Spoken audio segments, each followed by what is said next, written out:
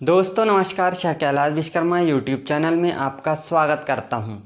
आज मैं बात करने वाला हूं वाक्य भेद की। और वाक्य भेद के विषय में आप जानते हैं, हमने अभी संज्ञा, सर्वनाम, विशेषण, क्रिया विशेषण सभी टॉपिक को पढ़ा है।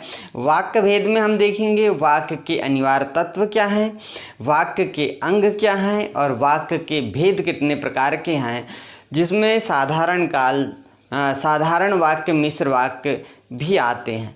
तो आज हम बात करने वाले हैं वाक्य जो हैं वाक्य के अंग की, और वाक्य जो हैं उनके अंग कौन कौन से होते हैं उन पे हम चर्चा करेंगे।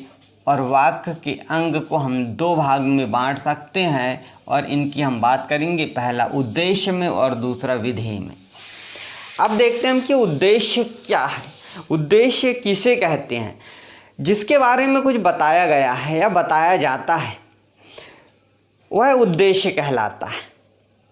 अर्थात जो वाक्य है उस वाक्य में किसी के विषय में जो बताया जाएगा वह उद्देश्य कहलाएगा। जैसे हम यहाँ एक वाक्य देखते हैं, यहाँ एग्जाम्पल के तौर पे हम देखते हैं कि अनुराग खिलता है।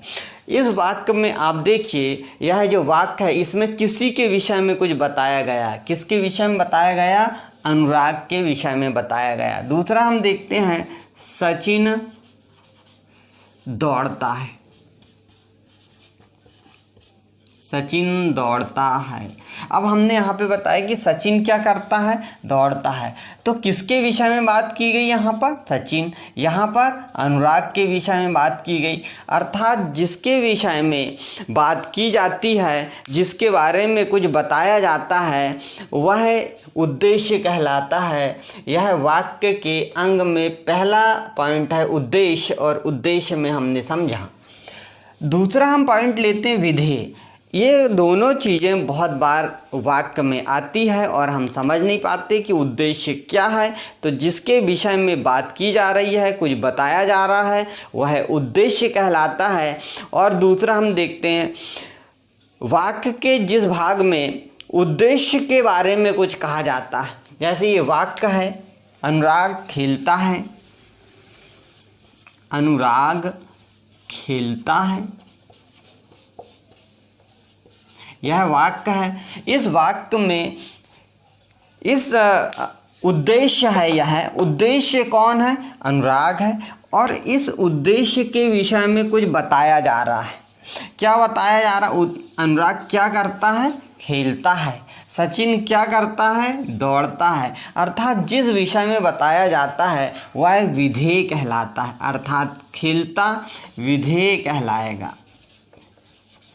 सीधे यदि हम और भी सरल शब्दों में कहें तो वाक्य में जो क्रिया शब्द आते हैं उन्हें हम विधेय मान सकते हैं याद रखने के लिए।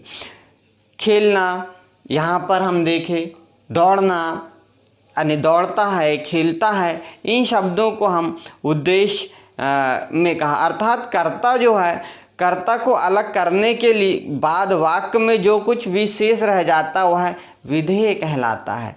तो दोस्तों आज के लिए इतना ही। सिर्फ हम छोटे से टॉपिक पर चर्चा करने वाले थे। वाक्य के अंग, और वाक्य के जो अंग हैं उन्हें दो भागों में हमने बांटा है।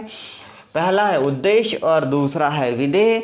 आगे की वीडियो हम बात करेंगे वाक्य के भेद, और वाक्य के जो भेद होते हैं उनको दो आधारों पर बांटा जाता है, अर्थ के आधार पर और रचना के आधार पर। अर्थ के आधार पर जो बांटा जाता है वो 8 प्रकार से बांटा जाता है, और रचना के आधार पर 3 प्रकार से बांटा जाता है। उन पर भी हम वीडियो लाएंगे। आप हमारी ये हिंदी व्याकरण की श्रृंखला प्रतिदिन 9 बजे देखते रहें। आज के लिए इतना ही। नमस्कार। यदि आप पहली बार हमारे चैनल पर आएँ तो हमारे चैनल को सब्सक्राइब करें, लाइक करें, शेयर करें और अधिक से अधिक दोस्तों तक पहुँचाएँ।